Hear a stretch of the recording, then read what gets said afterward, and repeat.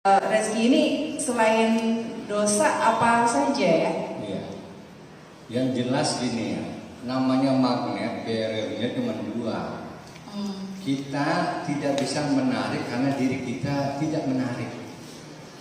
Betul juga ya? Ya. Tidak bisa menarik karena Jadi kita nggak menarik. kita nggak menarik, Betul ya? nggak punya daya tarik. Iya, nggak punya daya tarik karena kita nggak menarik. Jadi kan saling tarik menarik. Kemudian yang ditarik apa yang menarik apa, sehingga supaya kita mendapatkan apa yang kita mau, yang mau kita tarik, maka kita jadi harus menarik. Ini apa yang harus menariknya? Pertama, siapkan diri kita kepantasan bahwa kita memang pantas untuk mendapatkan itu. Iya. Pantaskan dulu, Pantaskan diri dulu. pantaslah dia memang karena kaya, karena memang udah pantas jadi orang kaya. Misalnya pantas itu dia etos kerjanya, dia berdoanya, dia orang. Jangan melihat orang sekarang kaya raya itu simsalabim, nggak tahu perjuangan jatuh bangunnya itu. Iya betul. Dia sehingga menjadi pantas. Tahu enaknya aja ya. Dia tahu enak tuh kayak dia pengusaha ini, padahal nggak tahu bagaimana proses dari awal. Iya. Dia melangkah, dia menulis, dia membuat rencana, dia digoda, dia segala macam. Intinya penghambat dari kita itu adalah diri kita sendiri. Itu yang terbesar, bukan dari orang lain. Nggak ada sebenarnya gangguan dari orang lain. Gangguan itu terbesar pada diri kita. Iya. Kenapa diri kita terbesar? Karena satu, kita tidak mampu bersyukur. Kunciannya dua. Apa tuh? Bersyukur, ya itu kuncian pertama itu syukur. Sehingga di surat Ibrahim ayat 7 itulah in syakartum la azidannakum wa la in kafartum inna adabi lasyadid. Jadi di dalam konteks ini ayat itu ada dua hal yang perlu diperhatikan. Iya. La in syakartum, apabila kita bersyukur. Syukur. Artinya kita bersyukur itu apa? Artinya kita sebenarnya sudah diberikan oleh Allah kita nikmat yang banyak yang nggak bisa kita ketahui. Jadi nikmat itu sudah diberikan sebenarnya.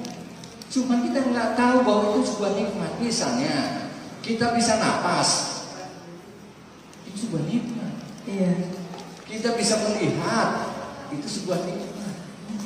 Kita bisa ngopi, kita bisa minum jus, kita sebuah apa pada pagi hari ini. Kita bisa jalan sampai sini, sebuah nikmat. Saya ketemu sama Bunda Resti, sebuah nikmat. Tapi kita nggak merasakan itu sebuah nikmat, itu biasa aja deh. Ya karena tolak ukurnya kadang-kadang nikmat itu hanya berupa materi, uang, gitu ya. Kita melihatnya seperti itu ya. Seberapa banyak kalau misalnya ada seseorang pagi ini nggak bisa nafas, sesak ya.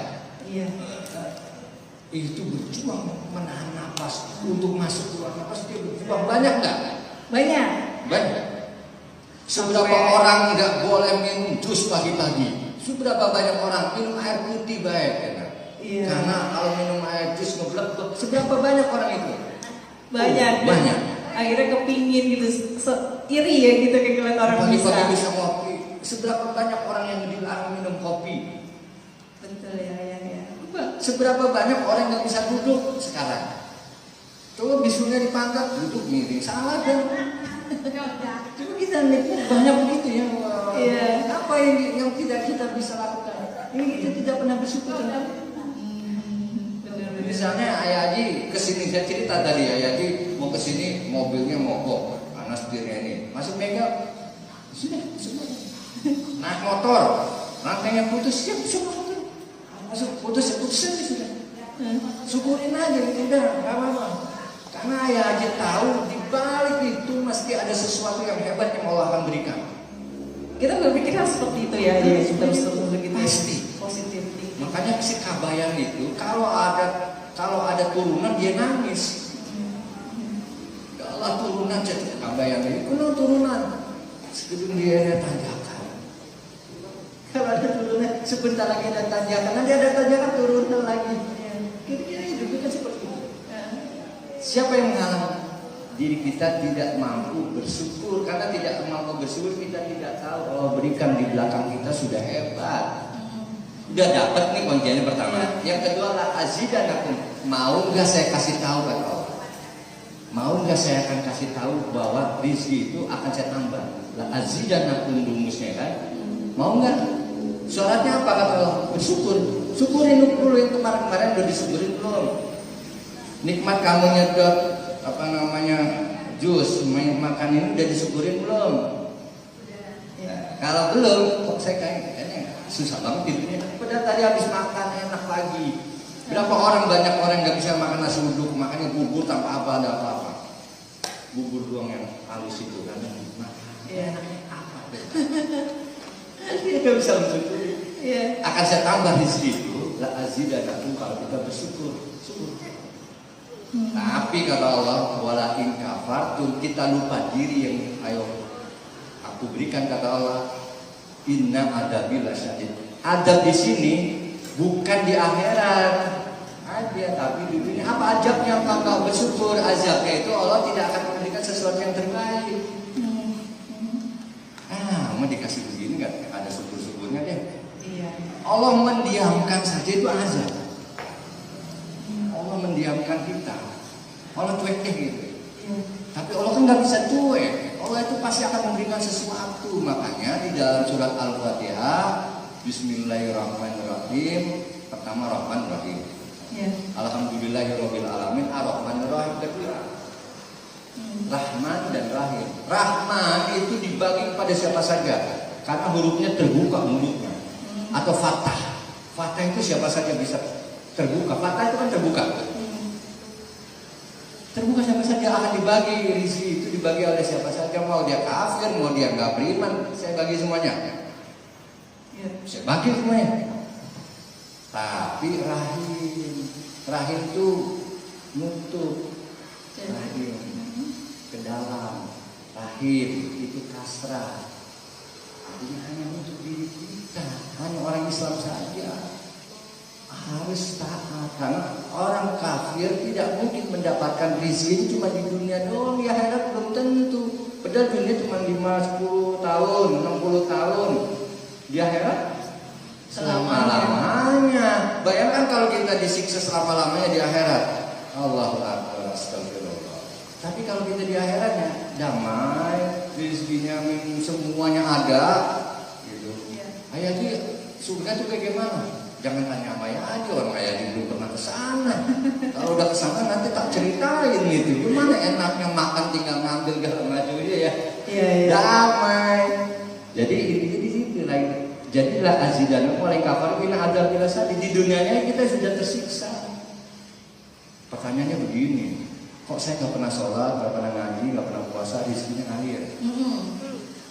Jadi nggak perlu sholat. Nggak perlu sholat. Nggak perlu ngaji, nggak perlu belajar, nggak perlu sedekah, tapi kok rezekinya ngalir? Iya, gimana nih? Kalau ada orang pilihannya begitu ya? Iya. Orang-orang kafir kan kaya ya? Iya betul. Orang-orang kafir yang bukan orang Banyak Islam yang kaya gitu ya. kaya raya. Makanya orang Islam kok miskin-miskin? Bukan Islam miskin, dia nggak tahu dibalik kekayaan itu semuanya. Ketenangan batin itu rezeki yang luar biasa itu. Makanya kenapa? Itu yang disebut Allah sudah mendiamkan orang-orang non-Islam tadi. Allah diemin. Tahu diemin? Cuekin. Bebas dia. Mau melakukan apa saja bebas. Makanya nggak ada perintah kepada mereka ini. Nggak ada perintah larangan. Perintah dan larangan nggak ada. Bebas silakan. Kata Allah intadirus tunggu waktu pembalasan itu. Sekarang enak-enak, kasih apa aja kita kasih. Namanya dalam bahasa Arab, dalam konteks Islam itu namanya istidraj. Istidraj itu adalah memberikan sesuatu dipopokin, kalau bahasa sekarang dipopokin aja. Dikasih terus terus sholat nggak, ngaji nggak, walaupun dia nggak ngaji nggak sholat, pokoknya kayak ibadah gitu, tapi dikasih terus rezeki gitu ya. Iya. Orang kira-kira kalau orang Allah nyuekin itu gimana sih? Iya. Mama tuh mau ngapain kayak nanti tunggu deh saatnya. Jangan senang ya kalau begini ya. Jangan-jangan misalnya ayah dia begini, ayah dia dikasih kecerdasan, jangan-jangan istidraj. Jangan istidraj. Maka kita istighfar, ya Allah, jangan sampai ini istidraj. Jadi kita bermohon kepada Allah istighfar supaya jangan sampai itu terjadi. Karena azab syadid itu bukan hanya di akhirat, di dunia kita dapatkan. Jadi akan ada sesuatu hal yang satu waktu justru kehilangan semuanya gitu. Kehilangan semua. Bagi Allah kan mudah, apa saja sih, mau jadi orang hebat nggak hebat kata Allah kun fayakun, selesai. Tapi bagi orang Islam, orang bertakwa diuji dengan kekurangan, dia akan bersyukur dan hebat. Makanya kata Rasul memuji kepada orang mukmin, luar biasanya orang mukmin kata Rasul. Ketika dia kaya, dia bersyukur. Ketika dia tidak punya apa-apa, dia bersabar. Hebat. Kemuliaan itu bukan terletak dia kaya. Kemuliaan juga tidak terletak pada dia miskin. Kemuliaan terletak pada dua-duanya, tergantung kita menyikapinya. Kalau lagi kaya kita bersyukur. Bersyukur itu bukan hanya menikmati, tapi orang lain juga kita ajak menikmati. Bersabar itu bukan hanya untuk diri kita, sabar juga harus kita bagikan. Kalau ada yang susah sabar ya, apa? Ada orang datang sini kita nangis bareng. Makanya caranya gimana? Kalau kita lagi susah, carilah gelombang yang lebih tinggi. Jadi kalau anak-anakku mau minta bantuan, jangan kepada orang susah lagi. Gelombangnya sama, bisa nangis bareng itu.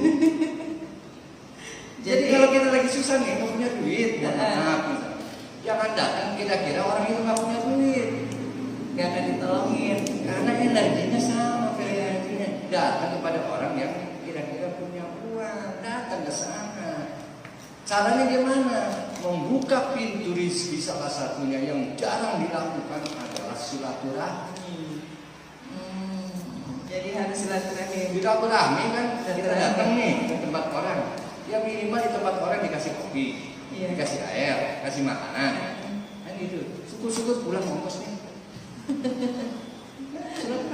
Meskipun nggak dikasih pada waktu itu, misalnya saya datang ke Bunda Resti ke rumahnya, assalamualaikum, Bunda Resti nggak ngasih kopi, nggak ngasih apa-apa, nggak apa-apa silaturahmi. Itu rezekinya bukan dari tante ataupun Bunda Resti. Bunda Resti berdoa, ya Allah kasih dia orang itu rezeki, dia lagi susah banget. Diam-diam Bunda Resti berdoa. Itu doa yang diam-diam itulah yang bisa menemukan. Orang yang mendoa, ayah haji dikasih rezeki yang banyak. Dia sambil menggerutu begitu kan. Itu ternyata orang jawab. Pulang-pulang di rumah udah ada berkat dari Ustaz Indra. Dari ini kita tahu. Itu yang kita lagi susah hidupnya, jangan diem di kamar. Keluar. Fantasiru fil ardh. Allah mempermudah itu, jalan luas banget bumi ini. Datangin min haitsu syi'ta. Datang kamu menurut kamu suka deh. Kira-kira. Jadi apalagi nih ayah yang nggak boleh kita lakukan yang bisa menghambat rezeki? Ya, yang ketiga kita jangan sampai mengobjekkan sesuatu. Maksudnya gimana? Jadi gini, objekkan ini. Ini air hamba Allah. Ini juga makhluk Allah. Nah, makanan itu adalah makhluk Allah. Dia jangan diobjekkan. Cara diobjekkan apa? Dia menjadi, kalau dalam bahasa Arab itu maf'ul bih, objek penderita. Karena lu makanan, lu sikatnya tidak menghormati. Jadi gimana? Caranya dia hormati, dia menjadi subjek yang mandiri. Maka kita doakan sebelum makan bismillahirrahmanirrahim, semoga karena setiap makhluk yang dimakan oleh kita, dia akan berdoa untuk kita. Ya Allah, tadi dia nggak baca bismillah, ya Allah. Dia tadi makan ganas banget, wak bismillah kagak. Apalagi minta keberkahan, ya Allah, Allah barik lagi nggak dibacain. Dia akan berdoa. Gitu ya. Kalau dalam pandangan kita kan bukan apa benda mati ya, Dia mati, dia benda itu makhluk Allah. dia akan Apapun yang ada di sekeliling kita. Apapun. Apapun. Jadi subjek misalnya Bunda Resi megang mic di halo-halo, di halo-halo. Itu adalah makhluk Allah semua yang di situ. Coba disapa dulu Mbak Resi. Bunda Resi, assalamualaikum, Mik, assalamualaikum, ini assalamualaikum, assalamualaikum ya. Enggak apa-apa. Dia akan menjawab. Ya Bismillahirrahmanirrahim, kita sama-sama berdoa kepada Allah. Makanya doa itu nggak pernah untuk diri sendiri. Doa itu pakai bahasa Arab itu Robbana. Nah itu apa? Jamak kita semua. Padahal kita sendiri lagi doanya Robbana atina kita sendiri ya. Pakai nah. Berarti ada segelintir makhluk Allah yang akan menangis kita. Jadi harus membiasakan diri seperti itu ya. Itu kita lupa namanya, nggak tahu. Makanya kita nggak pernah tahu rezeki kita yang akan diterima oleh Allah. Makanya ketika nasi satu butir itu, apakah kita tahu itulah mungkin berkahnya di situ. Makanya orang-orang ulama besar kalau lagi makan sampai bersih supaya nggak tahu mana rezeki berkah yang salah satu. Gimana ya? Kalau makan kan baca Bismillah dinikmati ya. Nah, kenapa logikanya begini sih? Logikanya, mereka itu hamba Allah, mereka itu adalah makhluk Allah. Yang punya perjalanan Tuhan itu kan cuma manusia, mereka tidak. Makhluk itu supaya mendapatkan perjalanan rohani oleh kita di sini lagi.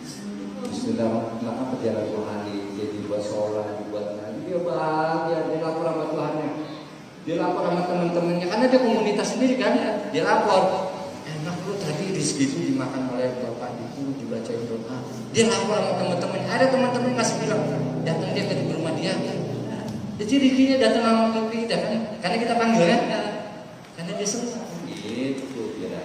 Ya, jadi mendoakan kita ya. Mendoakan kita dan dia datang kepada kita. Jadi magnet itu datang. Oh gitu. Beras yang kita makan, segala macam yang kita lakukan, dia senang benda-benda makhluk Allah itu. Dia lapor sama teman-temannya, datang deh. Duit juga senang kan. Disedekahin lagi. Ya kan dulu dibuat sama dia, kita dapat perjalanan rohani. Datang lagi dia ke Mbak Resti, datang lagi dia ke Umi, datang dia enak sama dia mah. Hanya tanpa disengaja dia lapor sama teman-temannya tuh lapor. Duit yang 100.000 enak datang ke dia. Bisa nggak? Bisa terjadi karena semua itu makhluk Allah. Siapa yang menggerakkan? Allah semuanya. Iya ya, nggak kepikiran. Ternyata begitu ya. Magnet ya, menarik rezeki. Iya. Ayah Haji, ini karena dibatasin waktu, jadi kita ya nggak bisa ngobrol lebih lanjut lagi. Tapi terima kasih Ayah Haji sudah membagikan ilmu tentang magnet menarik rezeki yang luar biasa ini ya. Semoga menginspirasi kita semua dan menjadi jalan untuk mendapatkan rezeki berlimpah dari Allah Subhanahu wa taala. Dan di penghujung waktu silakan Ayah Haji mungkin bisa menyampaikan apa nih kesimpulannya gitu yang harus kita lakukan, bagaimana untuk mendapatkan magnet penarik rezeki atau menjadi magnet lah rezeki itu bisa ketarik sama kita. Silakan Haji. Ada dua rumus. Pertama rumus makan dan rumus tidur. Ini sudah kita lupa bahwa makan itu akan mendapatkan rezeki dan tidur akan mendapatkan rezeki. Kalau lagi makan bacalah doa Bismillah. Kemudian penuh kesadaran bahwa ini makhluk Allah yang kita makan akan juga memberikan keberkahan kepada kita. Doanya Bismillahirrahmanirrahim, Allahumma barik lana. Dibaca. Allahumma barik lana. Tanah. Keren. Pertama, kuncian yang kedua ketika mau tidur. Sesekali ketika tidur itu posisi tidur adalah posisi tenang dan posisi dalam diri. Berarti kita sedang mengakses seluruh keberkahan Allah. Makanya ketika mau tidur baca doa Bismika, habis itu baca Al-Fatihah, baca Bismillah, kemudian baca doa.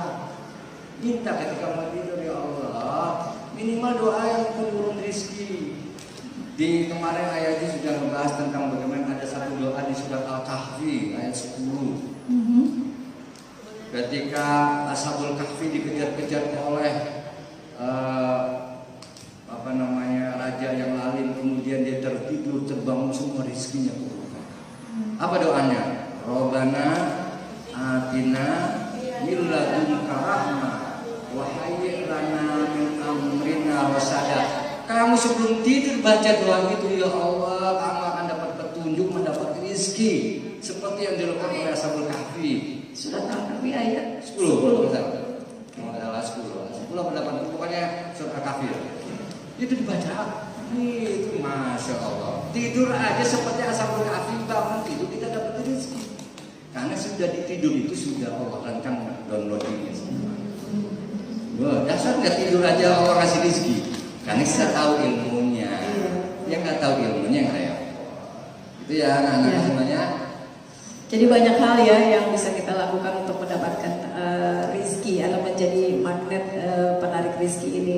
Tadi ketakwaan kita, ya Ayah Haji, ya. Kemudian sholat kita juga harus kita resapi, jangan buru-buru ya. Kemudian berpikiran positif, ya. Terus makanan, minuman dan apapun yang ini baca doa dulu, gitu ya, Bismillah.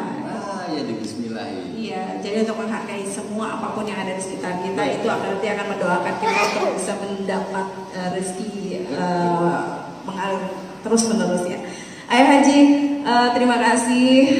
Pemilik keajaiban itu adalah Allah ya, dan Allah memperbolehkan kita untuk mengubah nasib. Jadi kalau ingin mengubah nasib harus ubah dulu pikiran, perasaan dan spiritual ketaatan kita kepada Allah. Maka setelah kita ya tadi bertakwa dan sebagainya, maka magnet rezeki akan bekerja dan akan terjadilah yang namanya keajaiban mengalirnya rezeki demi rezeki ke dalam hidup kita ya. Pak Cita Sergeo, sampai di sini Ngecas Iman Serangga WFM bersama dengan Ayah Haji Nur Soleh Hasim, pengasuh Pondok Pesantren Ashabul Fikri Baros.